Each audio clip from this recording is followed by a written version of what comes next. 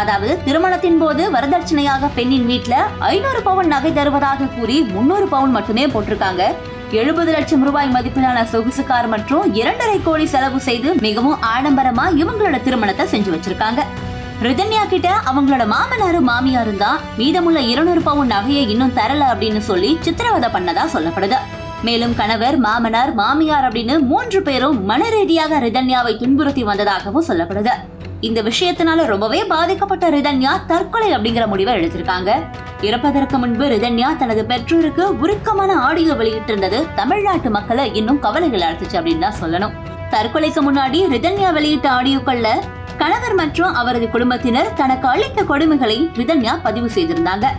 தனது தந்தைக்கு அனுப்பிய வாட்ஸ்அப்பில் மற்றொரு வாழ்க்கையை தேர்ந்தெடுக்க எனக்கு உடன்பாடு இல்லை எனவும், ஒருவனுக்கு ஒருத்தி என்றும், என்னுடைய மரணத்திற்கு தனது கணவன் மற்றும் மாமனார், மாமியார் தான் காரணம் என்றும் உருக்கமாக அனுப்பியிருந்தாங்க.